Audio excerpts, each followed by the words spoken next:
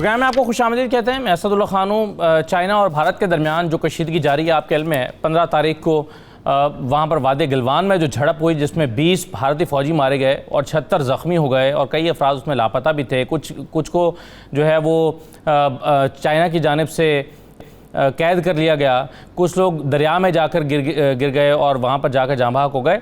ये जो सूरत हाल, जो हजीमत उठाना पड़ी भारत को, जो शर्मिंदगी का सामना करना पड़ा, ये एडवेंचर भारत ने क्यों किया? क्या उसकी कोशिश लाइन ऑफ एक्चुअल कंट्रोल को बदलने की थी? भारत क्या उस इलाके पर भी कब्ज़ा करना चाहता है जो जहाँ पर चाइना का इस वक्त कब्ज़ा है? बावजूद इसके कि बहुत सारे इलाके हैं जहाँ पर चाइना का अपना क्लेम करता है, बहुत सारे ऐसे इलाके हैं जहाँ पर इंडिया अपना क्लेम करता है। इसके बावजूद कई सालों से और कई दहाइयों से यहाँ पर अपनी अपनी पोजीशंस पर ये फ़ौजें बरकरार हैं। तो ये मोदी को क्या सूझी कि वहाँ पर जाकर ये एडवेंचर किया जाए? अब भारत में सख्त किस्म के सवाल प्राइम मिनिस्टर मोदी से किए जा रहे हैं जिसका वो जवाब नहीं दे पा रहे। ऑल पार्टीज़ कॉन्फ्रेंस हुई, उसमें बहुत सारे सवाल उनसे किए गए जिसका जवाब वो नहीं दे पा रहे या तसल्ली बख्श जवाब वो नहीं दे पा रहे। ऐसी सूरत हाल में भारत को क्या हासिल हुआ? और फिर ये कि भारत और चाइना के दरमियान जो कशीदगी है उससे पाकिस्तान की स्ट्रेटेजिक पोजीशन क्या है? पाकिस्तान इस सारे मामले को किस तरह से अपने लिए कैसे देखता है और पाकिस्तान की हिकमत अमली क्या होनी चाहिए और क्या है? इन तमाम चीज़ों पर आज हम गुफ्तगू करेंगे। मेरे साथ डॉक्टर हुमा बुकाई मौजूद हैं, सीनियर तजज़ियाकार हैं। डॉक्टर साहब को खुशामदीद कहेंगे। जनरल एजाज अवान साहब हमारे साथ मौजूद हैं, आप भी सीनियर तजज़ियाकार हैं। जनरल साहब बहुत शुक्रिया, खुशामदीद। और यह मकबूल जान साहब हमारे साथ मौजूद हैं, इरशाद अहमद आरिफ साहब मौजूद हैं। तमाम मेहमानों को मैं खुशामदीद कहता हूँ। और सबसे पहले औरिया साहब, मैं आप ही से शुरू करता हूँ। ये क्या आप देख रहे हैं, भारत की नीयत क्या थी? बुनियादी तौर पर भारत क्या लाइन ऑफ एक्चुअल कंट्रोल को बदलना चाहता था? ये कोशिश की गई, ये एडवेंचर करने की कोशिश की गई जो नाकाम हुआ? नहीं, बहुत सारी जंगें इसलिए की जाती हैं कि उसमें कोई हासिल असूल नहीं होता, बल्कि उस एरिया को एक मुस्तकिल डिस्टर्बेंस का शिकार रखना होता है ताकि वो पूरी दुनिया के सामने एरिया ऑफ डिस्प्यूट बन जाए। आप अंदाज़ा करें कि ये बहुत खामोश और बहुत ही जैसे कहते हैं सर्द और बेआबाद इलाका है कि जहाँ 1842 में रणजीत सिंह की फ़ौजें जब गई थी तो चाइनीज़ ने उनको मार भगाया था, क्योंकि वो समझती थी कि लद्दाख जो है ये भी कश्मीर का हिस्सा है और गुलाब सिंह डोगरा की हुकूमत जो है वो उसके साथ मौजूद है। उसके बाद से खामोशी हो गई थी, कोई वहाँ ना आया ना गया। लेकिन जिस वक्त अंग्रेज़ों ने सिखों को हराया तो हराने के बाद उन्होंने समझा हम इसके वारिस हैं, तो वो चले गए। वो जब मशहूर जो जॉनसन की लाइन है वो बना दी। लेकिन चीन में उस वक्त उस इलाके के अंदर एक बगावत चली हुई थी, वो जो मुसलमानों के नाम पे चली हुई थी, तो वो चीन से अलहदा था, तो चीन खामोश रहा। लेकिन आप अंदाजा करें कि 1949 के बाद से लेके 1959 तक 10 साल चीनी वहाँ अपनी पोस्टें बनाते रहे, सड़कें बनाते रहे, सब कुछ करते रहे, लेकिन इंडिया को पता भी नहीं चला था। 59 के दौरान कोई एक सफर पे बंदे ने इतला दी तो फिर नेहरू की उसकी लड़ाई शुरू हुई। 62 में दोबारा लड़ाई हुई। असल मसला यह है कि इसका कोई अहमियत नहीं किसी के लिए, लेकिन अब अहमियत इसलिए है कि उसके 8 से 9 किलोमीटर के फासले के ऊपर शारा कराकरम गुजरनी है और गुजरेगी, और उसके साथ चीन का 1 बेल्ट 1 रोड वाला मंसूबा है। और सबसे बड़ा मसला यह है कि कंटेनमेंट ऑफ चाइना की मेजर पॉलिसी में एक यह है कि इलाका डिस्टर्ब हो जाए, क्योंकि जाहिर बात है इसमें मफाद जो है वो खालिसतन अमेरिका का और उन ताकतों का है। इसलिए उन्होंने देखे, आज से सितंबर में जो पेंटागन जो स्ट्रेटजी आई है फार ईस्ट की, उसके अंदर उन्होंने कोई 18 के 19 मुल्क रखे थे और उसमें कहा था कि हमारी 3,70,000 अफवाज जो हैं वो बहरे हिंद में मौजूद हैं और हमारे तकरीबन 17 के करीब डिफरेंट किस्म के छोटे अड्डे वहाँ पर मौजूद हैं, और हम बलाका वाली जगह पर तो हम कंटेनमेंट कर चुके हुए हैं। और इंडिया हम चाहते हैं कि मजीद फौजें वहाँ पर रखें ताकि हम मुकम्मल तौर पर करें, क्योंकि एक दफ़ा ये 1 बेल्ट 1 रोड चलना शुरू हो गई तो फिर इसको नहीं कोई रोक सकेगा। स्वेज चलना शुरू हो गई, अब कोई नहीं रोक सका। एक दफा इस पे ट्रैफिक चल पड़ी तो मसला हो जाएगा। तो असल मसला यह है कि इस पूरे इलाके को डिस्टर्ब रखा जाए। इसी तरह कश्मीर का इशू भी बिल्टअप होगा। पाकिस्तान भारत की जंग भी एक्सपेक्टेड है, क्योंकि ज़ाहिर बात है जब तक ये पूरे का पूरा रीजन डिस्टर्ब नहीं होगा, चाइना जो है वो स्मूथली उसको नहीं एक्सेप्ट कर रहेगा। आखिरी बात मैं आपको कर दूं कि आखिरी पिछले 4-5 महीने पहले चीन ने 100 मुल्कों की एक कॉन्फ्रेंस बुलाई थी पूरी दुनिया के, ये वाहिद इंटरनेशनल कॉन्फ्रेंस थी जिसके अंदर अमेरिका मौजूद नहीं था। यूरोप ने कहा था हम चीन से उसका वो बहुत बड़ा लंबा चौड़ा जो उसका रेलवे का सिस्टम है जो बहुत एक्यूरेट समझ जाता है, बहुत मॉडर्न समझ जाता है, वो लेंगे। अफ्रीका ने अपने तेल को बेचने के एग्रीमेंट हो गए हुए थे।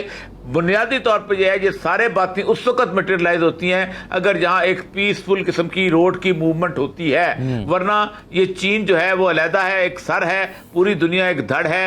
ये नेक जो है ये गवादर से लेके गिलगित तक जो है वो एक रोड है। इस नेक को डिस्टर्ब रखा जाए, इस नेक को खराब रखा जाए, इस नेक को काटा जाए तो चीन वापस जो है अपने उसमें आ जाएगा। ये बुनियादी मकसद है। बुनियादी तौर पर आप समझते हैं कि भारत के पास टास्क ये है, आप अपने तौर पर या उसको दिया गया टास्क हो सकता है कि इस रोड को जो है वो डिस्टर्ब रखा गया है, टास्क दिया गया। राइट जी, जनरल साहब आपकी क्या राय है? भारत ये महज ऐसा नहीं लगता कि ये सिर्फ लाइन ऑफ एक्चुअल कंट्रोल को या इस बेआबाद से इलाके को इसमें अपनी सरहद को तब्दील करके कुछ थोड़ा सा इलाका और मजीद उस पर काबिज हो जाना इसका मकसद नहीं हो सकता, बल्कि ये इसके लार्जर इसके जो मकासद हैं वो ये हैं कि इस एरिया को डिस्टर्ब करके यहाँ पर पीसफुल मूवमेंट को रोका जाए ताकि वन बेल्ट वन रोड वाला जो मंसूबा है चाइना का उसको पाया तकमील तक ना पहुंचने दिया जाए और जाहिर सीपैक को भी डिस्टर्ब किया जाए। जी मेरे ख्याल में औरिया मकबूल जान साहब बिल्कुल दुरुस्त कह रहे हैं। मैं उसको मुख्तसर दूसरे अल्फाज में आसान अल्फाज में बयान कर दूं कि ये अमेरिका इंडिया गठजोड़ की प्रैक्टिकल मैनिफेस्टेशन है जो कुछ इस वक्त कश्मीर में हो रहा है और जो कुछ कश्मीर की वजह से लद्दाख में हो रहा है। ओवरऑल इसका मकसद है एक जो स्ट्रेटेजिक टर्म यूज होती है कंटेनमेंट ऑफ चाइना, ये है एनसर्कलमेंट ऑफ चाइना, क्योंकि साउथ चाइना सी जहां से चाइना का $5 ट्रिलियन का ट्रेड होता है वहां पे कुछ ऐसे इत्तेहाद बना दिए गए हैं जो चाइना के लिए बहुत बड़ा खतरा बन सकते हैं और चाइना की मुश्किलात में बहुत इजाफा हो सकता है। वो इत्तेहाद एक तो है अमेरिका इंडिया का, जिसे उन्होंने अभी साउथ चाइना में जो उनकी स्ट्रेटजी है उसको इंडो पैसिफिक स्ट्रेटजी या इंडो पैसिफिक कमांड का नाम देकर हिंदुस्तान को ऑन बोर्ड किया है वहां पे फिजिकल पार्टनरशिप के लिए, मिलिट्री पार्टनरशिप के लिए। दूसरा वहां पे इत्तेहाद बनाया 4 मुल्क की इत्तेहाद, अमेरिका, इंडिया, ऑस्ट्रेलिया और जापान का। और फिर फिलीपीन में ऑलरेडी अमेरिका की फौजें मौजूद हैं, वियतनाम में वियतनाम के साथ, फिलीपीन के साथ, मलेशिया और इंडोनेशिया के साथ जो साउथ चाइना सी के नंबर ऑफ आइलैंड्स हैं उनकी वजह से अनरेस्ट क्रिएट करने का वहां पे पोटेंशियल है। उस चीज को ऑब्विएट करने के लिए, उससे बचने के लिए और अपने इंटरनेशनल ट्रेड को जारी रखने के लिए चाइना ने इस चीज को बहुत पहले भांप लिया था और उन्होंने बेल्ट एंड रोड इनिशिएटिव का आगाज कर दिया था। ये था ताकि वहां अगर कुछ होता है मुझे तो 1.25 अरब आबादी। जी मुझे सर एक छोटा सा ब्रेक लें, अपनी बात को मुकम्मल कर लीजिएगा, लेकिन एक और सवाल जो आप दोनों की बात से मेरे जहन में पैदा हो रहा है वो ये कि अगर मंसूबा इतना बड़ा था, यानी टास्क इतना बड़ा था, तो मंसूबा इतना कमजोर क्यों था और बड़ा भोंडा सा मंसूबा बनाकर वहां पर जाकर डंडों से मार खाई और अपनी जानें दी भारतीय फौजियों ने? क्या उनको अंदाजा नहीं था कि क्या चाइना का रिस्पांस इतना सख्त हो सकता है, उनका रद्दअमल इतना ज्यादा हो सकता है? तो इतना बड़ा टास्क और इतनी कमजोर हिकमत अमली, इसकी वजह क्या हो सकती है? एक छोटा सा ब्रेक लेते हैं, ब्रेक के बाद वापस आते हैं।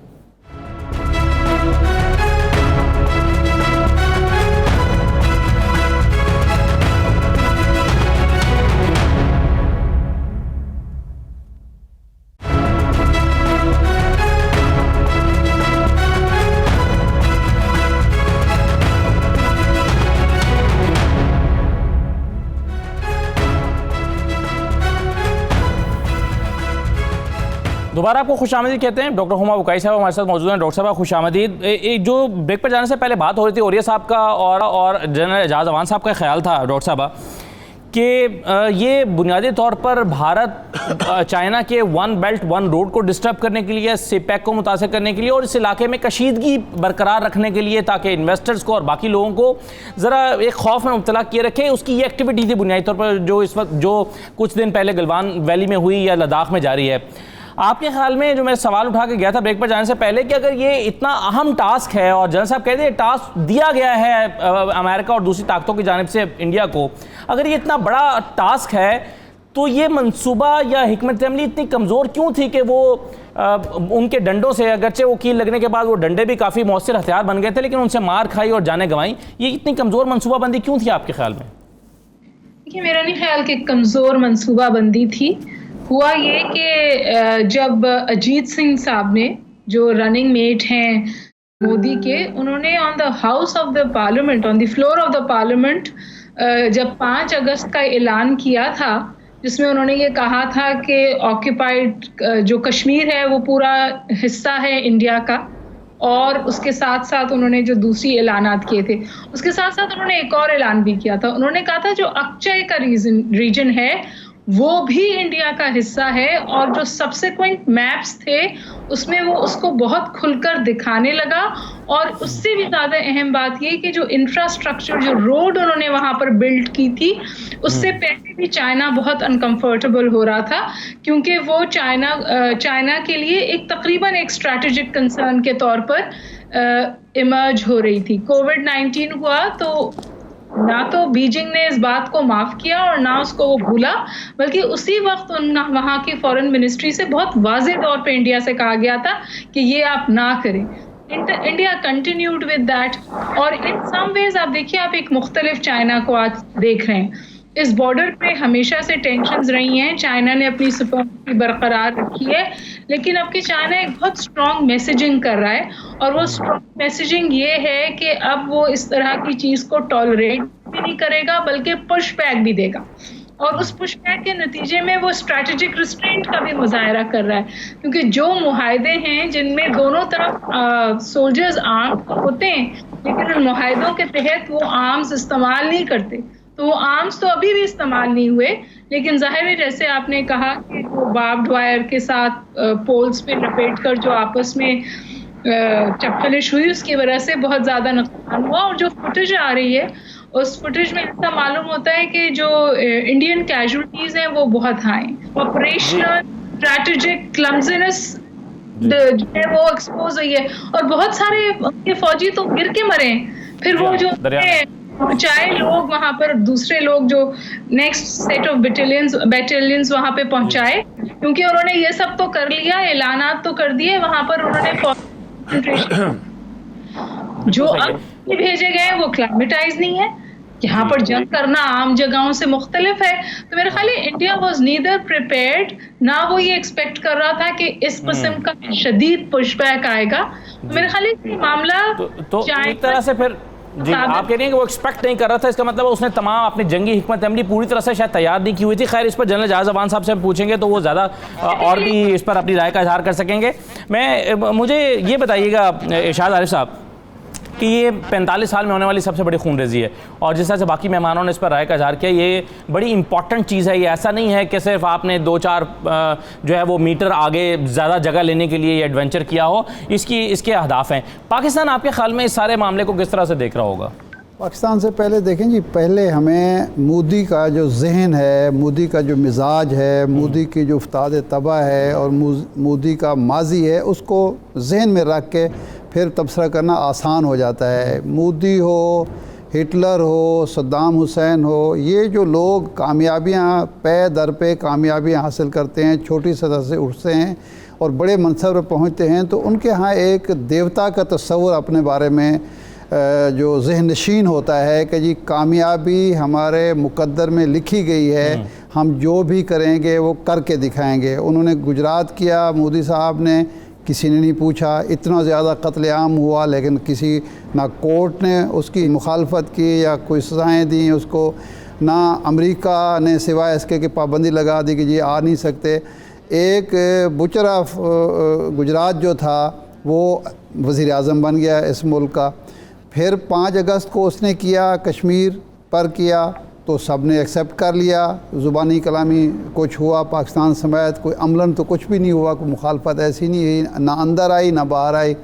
उसके बाद लद्दाख का मामला तो उसी वक्त ही उसने जहन में सोच लिया था कि वो मोदी के जहन में ये है कि मुझे भगवान ने इस मनसब पर बिठाया है और मैंने एक वो महाभारत जो है वो जंग लड़नी है और उसके नतीजे में वो तस्वुर जो भारत का है उसको बहाल करना है, जो कि एक अफसानवी चीज़ है, हकीकत का उससे कोई ताल्लुक़ नहीं है। अब ये जो एडवेंचर है ये भी इसी बुनियाद पर किया गया कि इस वक्त चूँकि पूरी दुनिया फंसी हुई है और हम छोटा मोटा वो करके अपनी कौम को जो कोरोना की वजह से वहाँ परेशानियाँ उसको हैं, जो लॉकडाउन हुआ जिसके नतीजे में अमवात बढ़ी, मुश्किलात का सामना करना पड़ा, उससे तवज्जो हटाने की कोशिश है। दूसरा, उसका ये बिल्कुल ख्याल नहीं होगा कि चीन इस तरह से रिएक्ट करेगा। उसका ख्याल होगा कि पहले भी तो एक हुई थी ना छोटी सी झड़प जिसमें वो कुछ भी नहीं हुआ था जी। और उसके अलावा ये वहाँ जो बैठना चाहते हैं उसका, औरिया साहब जिस तरह कह रहे थे कि उसका जो हदफ है वो है CPEC, हदफ है शाराए कराक्रम। अगर वहाँ चाइना अपना तसल्लुत, इंडिया अपना तसल्लुत कायम कर लेता है, वहाँ ये सड़क मुकम्मल हो जाती है और उसके बाद जाके फ़ौजें बैठ जाती हैं, तो वो जो बार बार गिलगित बल्तिस्तान के हवाले से बयान देता है तो वो हमारी स्ट्रेटेजिक जो एक है इंडिया, चाइना और पाकिस्तान के दरमियान, उसके लिए ख़तरात लाहिक हो सकते हैं। तो चीन ने बर वक्त जवाब दे के भारत को ये बावर कराया कि नहीं ये आसान काम नहीं है, और साथ ही पाकिस्तान को पैगाम दिया कि आप भी इस मौके पर कमज़ोरी ना दिखाएं किसी किस्म की, क्योंकि एक दफ़ा अगर यहाँ अमेरिका के बलबूते पर, अमेरिका की शह पर, अमेरिका के आशीर्वाद पर या अपने पागलपन की बुनियाद पर यहाँ आके वो बैठ गया तो फिर हमारे लिए मसाइल वो मुस्तकबिल में ज़्यादा पैदा कर सकता है। और मैं समझता हूँ कि पाकिस्तान के लिए एक बेहतरीन मौका है कि चीन के साथ जो भी स्ट्रेटेजिक किस्म की वो हो सकती है, मुशावरत करने के बाद ऐसी स्ट्रेटजी इख्तियार की जाए कि भारत को इसी मकाम पर, इसी जगह पर रोक लिया जाए।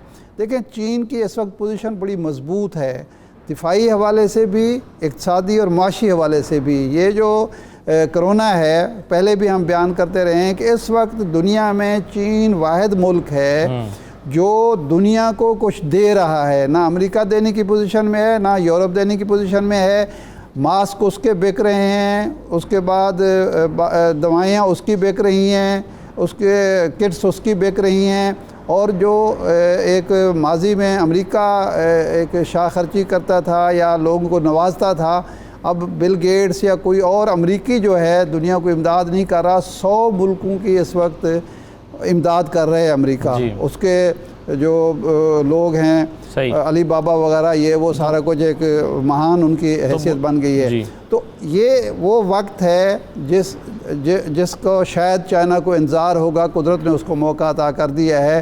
तो पाकिस्तान और चाइना मिलके वो जो कंटेनमेंट ऑफ चाइना की थी, अब वो कंटेनमेंट ऑफ इंडिया होनी चाहिए और हो सकती है और होगी। सही है। तो पाकिस्तान क्योंकि इस वक्त जो एक तस्वुर बना था मगरब, यूरोप और अमेरिका के बारे में कि यहाँ भारत जो है वो एक ऐसी कुव्वत है जो पाकिस्तान के लिए, बाकी हमसायों के लिए, चीन के लिए जो मर्ज़ी करे वो हमारे पहलवान के तौर पर, हमारे आलाकार के तौर पर कर सकता है। इस वाक़े ने उसका तस्वुर पाश किया है कि ये तो ऐसे भगोड़े लोग हैं या इतने कमज़ोर लोग हैं कि एक छोटी सी झड़प में कुछ नहीं कर पाए, तो एक बड़ी अगर जंग की सूरत बनती है तो फिर भारत क्या करेगा। बिल्कुल सही। इसलिए मेरा ख्याल है कि पाकिस्तान को इससे भरपूर फ़ायदा उठाना चाहिए। पाकिस्तान इससे क्या फ़ायदा उठा सकता है, ये इस पर आगे जाकर बात करते हैं। लेकिन मुझे दो चीज़ें पहले जनरल साहब आपसे पूछना है, फिर मैं औरिया साहब के पास आता हूँ।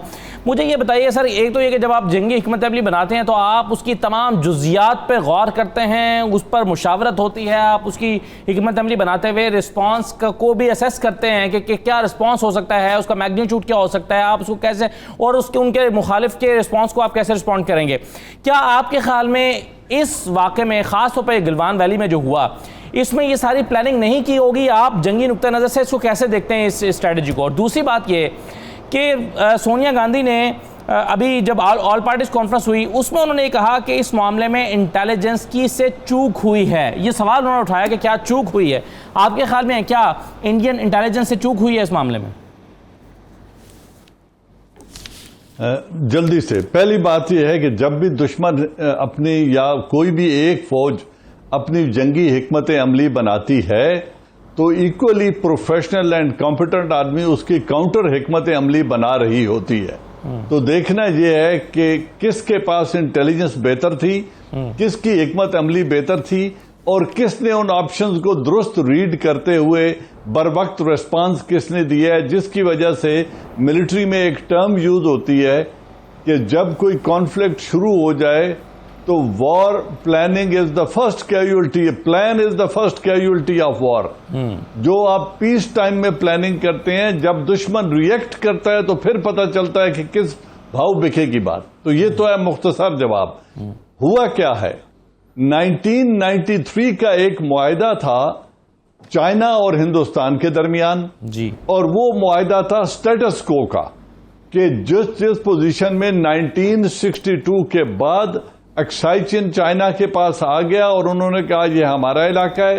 ये जो इस वक्त LAC जिसकी हम बात कर रहे हैं, इस पर चाइना मौजूद है और हिंदुस्तान अभी तक उसको हटा नहीं सका है।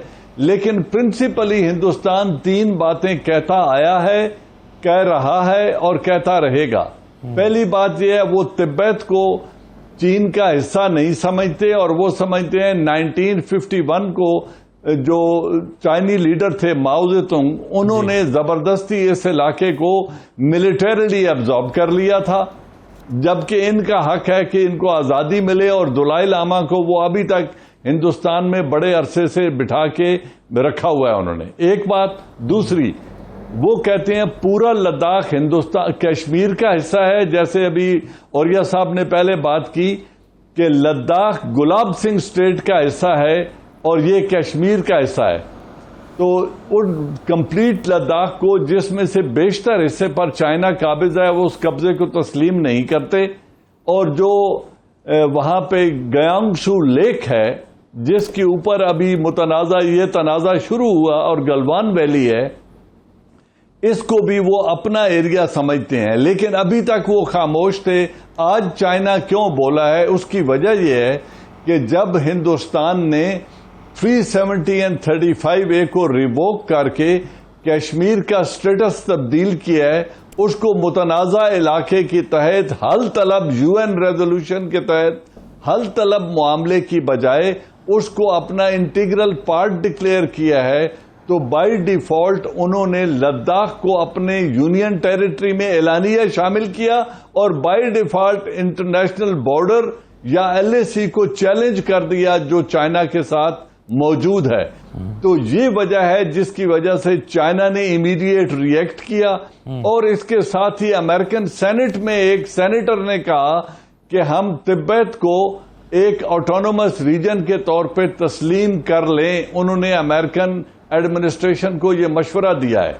अगर वो उसको तस्लीम करते हैं और दलाई लामा उसका ऐलान करता है हेड होने का और इंडिया क्लेम करे कि ये एरिया भी मेरा है, तो फिर मुश्किलात में इजाफा हो जाएगा। लिहाजा इस पर इमीडिएट और स्ट्रांग रिएक्शन चाइना का इसलिए आया है कि don't come to my door steps, इधर मत मुंह करो, इधर मत आओ। अब होगा क्या, जिसकी मुख्तसरन बात कर दूं जी, कि जो आप कह रहे हैं या कुछ लोगों का ख्याल है कि शायद हिंदुस्तान वहां बैठ के रोड एंड बेल्ट इनिशिएटिव के लिए डायरेक्ट खतरा बन सकता है, ऐसा मुमकिन नहीं है।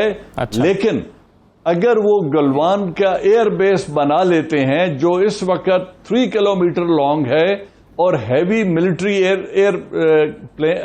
एयरक्राफ्ट को या प्लेन्स को ले सकता है, उतरने की सलाहियत देता है, अगर इस वक्त वो चाइना रिएक्ट ना करे और 6 माह के बाद जब प्रेसिडेंट ट्रंप अगर दोबारा इलेक्ट हो जाते हैं तो यहां पे इंडो इजराइल या इंडो अमेरिकन बेसेस बनाने का इम्कान है।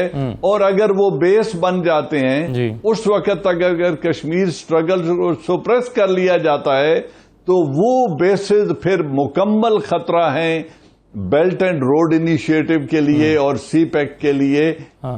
इंडिया बजाते खुद ऑन इटसेल्फ कुछ भी नहीं कर सकता, उसमें न इतनी सकत है न इतनी जान है। अब एक सवाल आपने और किया था कि पाकिस्तान को क्या करना चाहिए। इस पर मैं जैसा बात हूं, मैं इस पर अगर आप मुझे इजाजत दीजिएगा, जो आपने पहले बात किया उसको जरा कंक्लूड कर लूं, फिर मैं पाकिस्तान वाले मामले पर आता हूं। लेकिन इसमें औरिया साहब, ये जो चीज़ जन साहब कह रहे हैं कि अगर वहां पर बेसिस बनाने में कामयाब हो जाता है, वहां पर अपने हेलीपैड्स बनाने में कामयाब हो जाता है, तो वो फिर खतरा बन जाएगा।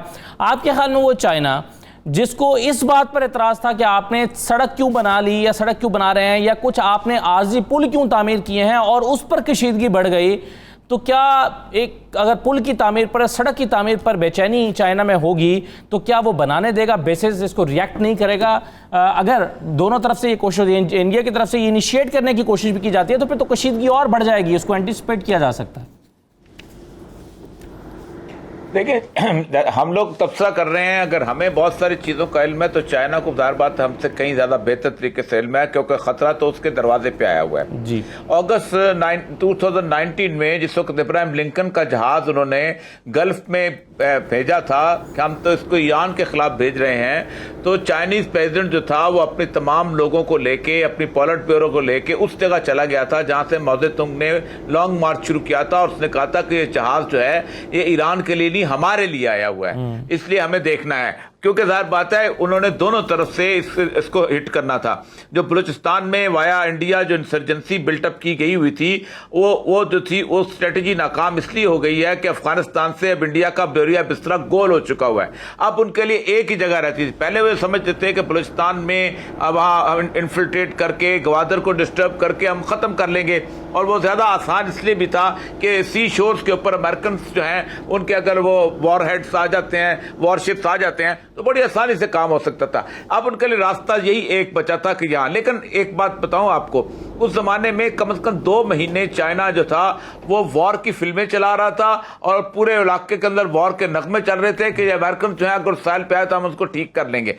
दूसरी बात यह है कि चाइना ने एक और स्ट्रेटेजी बिल्ड की है जिसपे इंडिया चीख रहा है। नेपाल जो था वो इंडिया का एलाई होता था, और उसका जो काला पानी वाली टेरिटरी है उसके ऊपर डिस्प्यूट थी, और उसके ऊपर जो उन्होंने रिएक्शन किया है आप सोच नहीं सकते कि इंडिया के लिए टोटली अनएक्सपेक्टेड था। सैटेलाइट स्टेट बनी हुई थी, टोटल लैंडलॉक कंट्री था, और वो कहते हैं चाइना ने इसको उठाया हुआ है। दूसरा जो है वो सिल्करी कॉरिडोर जो है जिसके 7 मुख्तलिफ रियासतें ऐसी हैं कि जो कि बिल्कुल इंडिया से कट जाएंगी, उसके ऊपर चाइना ने अपनी फौजों का इस्तेमाल किया हुआ है, और 24 उसका माइल्स कॉरिडोर है उसके ऊपर भी नेक बंद किया जाता है। लेकिन असल मसला चाइना के लिए ये नहीं है कि वो कितनी फतह हासिल कर सकता है, बात असल ये है कि अगर इसमें इसको वॉर जोन बना दिया गया एक तवील अरसे तक तो फिर उसके लिए बड़ा मसला होगा। फिर या तो वो आगे बढ़ के इस कश्मीर के मसले को भी हल करेगा, आगे बढ़ के बहुत सारा इलाका भी अपने आप को कैप्चर करेगा ताकि रास्ता न बने, आगे बढ़ के भी उनकी लाइंस को ख़त्म करेगा ताकि सुकून से रह सके, और अपनी प्रेजेंस जो है वो आगे ले जाएगा जैसे उसने अक्साई चीन में ली। तो उसको कुछ ना कुछ करना पड़ेगा, क्योंकि ये मकसद वॉर जीतना नहीं था। ये जो इंडो पैसिफिक पेंटागन का वो स्ट्रेटजी को 150 सफ़े की अगर आप पढ़ लें तो आप हैरान होंगे कि कंटेनमेंट ऑफ चाइना जो है अब सिर्फ लद्दाख और कश्मीर का इलाका रह गया। और दूसरा यह है कि वो जो एक मुकम्मल तौर पे जो वो स्ट्रेटजी है इजराइल की और इनकी कि इस पूरे खित्ते के अंदर, क्योंकि एक बात याद रखें कि आज से 10 दिन के बाद एक बहुत बड़ा वाकया होने वाला है जिससे हम बिल्कुल अनअवेयर हैं, और वाकया ये है कि इस वक्त इजराइल के शहरों में तमाम जगह पे पोस्टर लगे हुए हैं, और पोस्टर ये लगे हुए हैं कि 1 जुलाई को वेस्ट बैंक को एनेक्स कर लिया जाएगा। तो ये इस वक्त पूरी की पूरी या तो को मुझे लगता है एनगल्फ हो जाएगी वॉर के अंदर। कुछ ना कुछ ऐसा है कि जो चाहते हैं कि डिस्टर्ब हो जाए ताकि चाइना वो अपना पीसफुल कारोबार ना कर सके। बिल्कुल सही है। मैं एक छोटा सा ब्रेक ले लूँ, पाकिस्तान वाले मामले की तरफ आता हूँ। ये तो साफ जाहिर हो गया इस वाक़े के बाद और भी कि कश्मीर जितना पाकिस्तान के लिए इंपॉर्टेंट है उतना चाइना के लिए भी इंपॉर्टेंट है। अब पाकिस्तान चाइना को किस तरह से उसको साथ मिलाकर या उसकी हिमायत हासिल करके कश्मीर के मामले पर किस तरह से बेनिफिट कर सकता है, पाकिस्तान की स्ट्रैटेजी क्या होनी चाहिए, इस पर बात करते हैं। एक छोटा सा ब्रेक लेकर वापस आते हैं, हमारे साथ रहिए।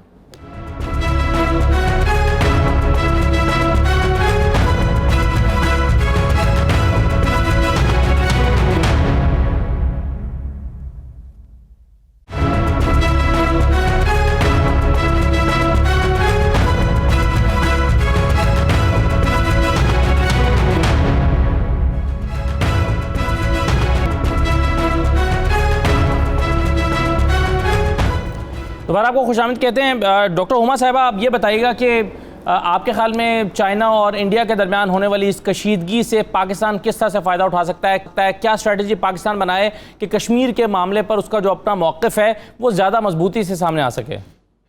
मेरा नहीं ख्याल कि पाकिस्तान को किसी भी कशीदगी से कोई भी फ़ायदा उठाने की कोशिश करनी चाहिए, बल्कि मेरा ज़ाती ख्याल ये है कि पाकिस्तान के लिए भी ये मसला बन सकता है, क्योंकि इंडिया जिस तरह से बैकफुट पे आया है और मोदी का जो नेशनलिस्टिक एजेंडा है, जहां वो कोविड-19 को भी पाकिस्तान और मुसलमानों की वजह से चाहे कहते हैं कि इंडिया पे मुसल्लत हो गया, वहाँ ये हमें समझना चाहिए कि जब उनको एक फ्रंट पर इतनी ह्यूमिलेटिंग डिफीट होगी या ह्यूमिलेशन उठानी पड़ेगी, जिसकी वजह से आज उनको ऑपोजिशन भी मांग कर रही है और पब्लिक ओपिनियन भी उनके खिलाफ बन रही है।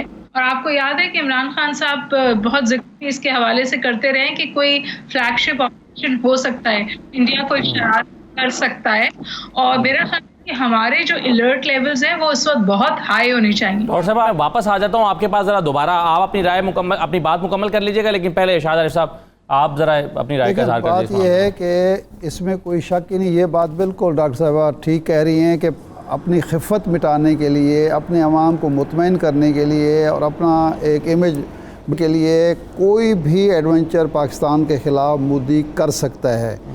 वो किस तरह का होगा, किस सतह का होगा, इसके बारे में कुछ नहीं कहा जा सकता, लेकिन वो बईदस क्यास बात नहीं है, खारिज इम्कान बात नहीं है। तो उसमें हमें क्या करना चाहिए? पहली बात तो ये है कि दुनिया को हम बताते रहें कि ये भारत कुछ कर रहा है, लेकिन भारत इस वक्त जिस सूरत हाल में, एक 62 में हमें मौका मिला था जब बाकायदा अयूब खान से कहा गया कि इस वक्त भारत को हमने दबोच लिया है गले से, तो आप भी इधर से कुछ करें।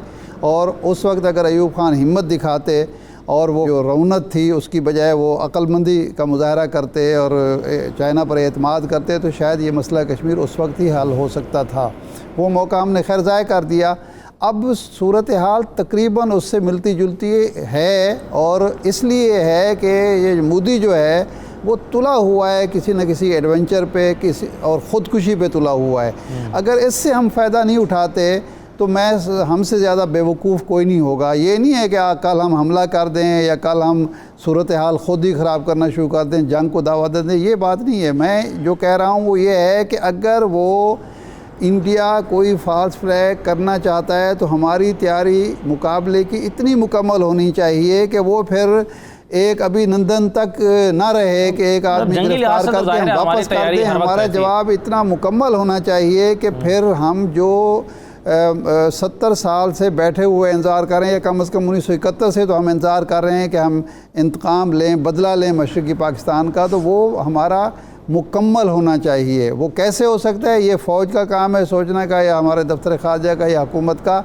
लेकिन अगर इस मौके को हमने ज़ाय कर दिया तो फिर शायद कुदरत हमें मौका ना दे, कुदरत बार बार मौक़े दिया नहीं करते। ये जो अब छोटे मुल्क का बड़े मुल्क का ये मसाइल हैं, ये तारीख़ इसकी नफ़ी करती है। छोटे मुल्क और बड़े मुल्क नहीं होते, तो एक कौम का आज़म होता है। देखें जो न्यूक्लियर पावर है पाकिस्तान, तो इसके अलावा आपको क्या क़ुव्वत चाहिए? और ये नहीं है कि एटम बम आप इस्तेमाल कर दें।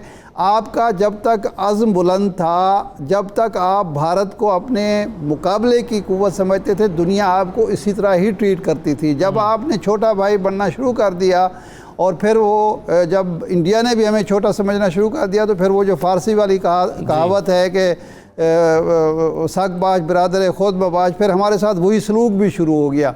तो इस वक्त हम इस पोजीशन में हैं और चीन इस पोजीशन में है कि हम भारत की जो अंदरूनी कमज़ोरियां हैं, मोदी के जो तकब्बुर है, मोदी का जो एक ख़ुदकुशी का इरादा है, उसको इस्तेमाल करके हम भरपूर फ़ायदा उठा सकते हैं। उस फ़ायदे की अमली शक्ल क्या हो सकती है? चीन की मदद के साथ, चीन की मुशावरत के साथ, अगर चीन इस वक्त ये चाहता है कि सी पैक को महफूज करने के लिए, इब्तदा में जनरल अमान साहब ने कहा कि वो सी पैक को ख़तरा नहीं है, बाद में ख़ुद उन्होंने कहा कि सी पैक को ख़तरा है। सी पैक जो अमेरिका है वो भी सी पैक के ख़िलाफ़ है और इंडिया भी खिलाफ है, तो अलग खिलाफ है, तो खतरा भी है डॉक्टर साहब। और वही सूरत हो सकती है कि हम सी पैक को हम सी पैक को हम मुकम्मल करें, हर सूरत पर मुकम्मल करें, क्योंकि ये सिर्फ एक राहदारी नहीं है बल्कि एक दिफाई और स्ट्रेटेजिक एक एसेट है हमारा और चाइना दोनों का। तो जब ये मुकम्मल कर लेंगे हम और हमारे ताल्लुकात जो डिफेंस जो मामलात हैं चीन के साथ मुशावरत के साथ होंगे तो हम तमाम कमज़ोरी से फ़ायदा हो। मैं आपको बता दूं कि हिटलर की तरह, सद्दाम हुसैन की तरह नरेंद्र मोदी ने कोई ना कोई एडवेंचर करना है और उससे फ़ायदा उठाना हमारी असल स्ट्रेटेजी होनी चाहिए। जी जनरल जादवान साहब। जी असदुल्ला साहब, जल्दी से पहली बात यह है कि GHQ में समर ब्रेक नहीं होती, ऑपरेशनल डायरेक्टरेट अपना काम करता रहता है।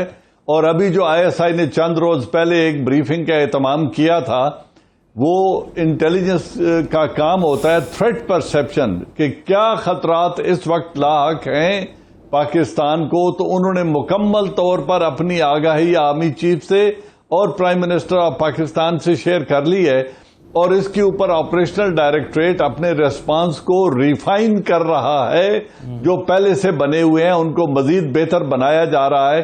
तो ऐसी बात नहीं है कि कोई सोया हुआ है और वो इस मौके को हाथ से जाने देगा।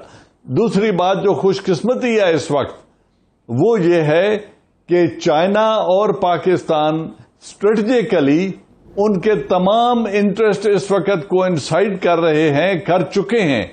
इंफ्रास्ट्रक्चर से लेके मैन पावर तक, रोड बेल्ट, भाषा डैम एंड गवादर की पोर्ट तक जो भी फिजिकल इंटरेस्ट हैं वो भी कोइंसाइड कर रहे हैं। अगर इनमें से किसी एक पर हमला होता है तो वो चाइना के मफाद के ऊपर डायरेक्ट अटैक समझा जाएगा। स्ट्रेटेजिकली इस बात को आप पल्ले से बांध लें।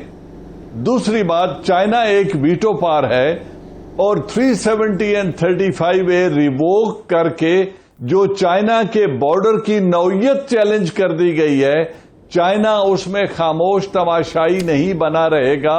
क्योंकि अब लद्दाख को यूनियन टेरिटरी में शामिल करके नरेंद्र मोदी ने चाइना के बॉर्डर की हैसियत को तब्दील कर दिया है, चैलेंज कर दिया और उन तमाम मुआहिदों को खत्म कर दिया है जो 1993 तक neutral India, non align India ने जिन पर दस्तखत किया हुआ था। तो अगर इस तरह, और चौथी बात जो है वो ये है कि पाकिस्तान की बैटल हार्डन आर्मी और इंटर ऑपरेबिलिटी यानी एयरफोर्स, नेवी, आर्टिलरी और इसमें जितना इक्विपमेंट है, दोनों ममालिक एक दूसरे का इक्विपमेंट बिला ताखीर इस्तेमाल करने की सलाहियत रखते हैं। यानी पाकिस्तान आर्मी के लिए चाइना की तमाम तर फैसिलिटीज कोई नई चीज नहीं है, इंटर ऑपरेबिलिटी है दोनों आर्मीज की। और नेक्स्ट बात यह है कि इस वक्त जो 80 लाख कश्मीरी हैं वो एलियनेटेड हैं।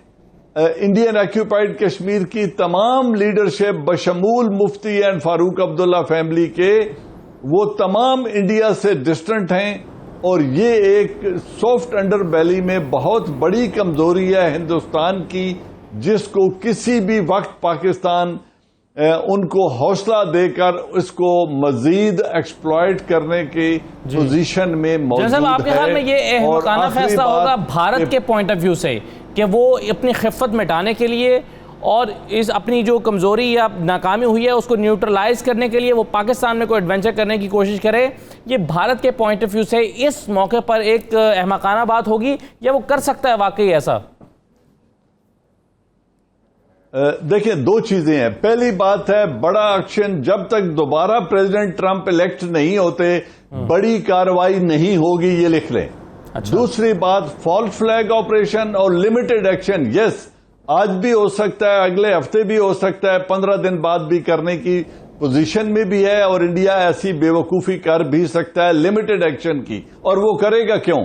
ताकि वो जो कश्मीर के अंदर के हालात हैं एक दफा फिर से पाकिस्तान के ऊपर ये इल्जाम लगा दे कि पाकिस्तान इंटरनल मामलात में फिजिकल मुदाखलत कर रहा है कश्मीर के अंदर और अमेरिका की शय पर और खुद अमेरिका की मदद से FATF और IMF से पाकिस्तान के ऊपर मजीद दबाव डलवा के पाकिस्तानी हुकूमत और डिसीजन मेकर्स को दबाव के अंदर लाने के लिए वो ऐसा काम कर सकता है। लेकिन अगर इस वक्त अक्लो खिरत दोनों ये जिंदा और कायम हों और काम कर रहे हों तो फिर इन तमाम जो खतरात हैं उनका सद्देबाब किया जा सकता है। उसके लिए वक्त भी है, सलाहियत भी है और रिजॉल्व भी है। सही। अच्छा, कुछ चीज़ें अभी तक औलिया साहब ऐसी हैं जिस पर भारत का क्लेम मुख्तलिफ है, चाइना का जो है वो उनका दावा मुख्तलिफ है। मिसाल के तौर पर यह कि जो फ़ौजी मारे गए वो भारतीय इलाके में मारे गए या चीनी इलाके में मारे गए, या चीन का ये कहना कि हमारे लोग जो है वहाँ मुज़ाकरात के लिए गए तो भारत ने जारियत की, जो कि बिल्कुल ही आदाब की खिलाफ वर्जी है, किसी भी किस्म के आदाब की खिलाफ वर्जी है, लेकिन भारत इसे इनकार करता है। अब इसमें कोई तीसरा फरीक क्या हो सकता है कि इन मामलात को के हल करने के लिए आगे बढ़े, जैसे अमेरिका ने कहा था शुरू में कि हम आपके लिए सालसी का किरदार अदा करने के लिए तैयार हैं, जिसको बुरी तरह से इनकार कर दिया गया चाइना की तरफ से भी। अब मुझे ये बताइए कि ये मसला है उस वक्त तक हल हो सकते हैं जब तक इसको डिटर्मिन किया जाए कि फैक्चुअली यानी हुआ क्या है वहाँ पर, फैक्ट्स क्या हैं, असल में हुआ क्या वहाँ पर, या फिर ये मामला इन दोनों को ही बैठ के हल करना है।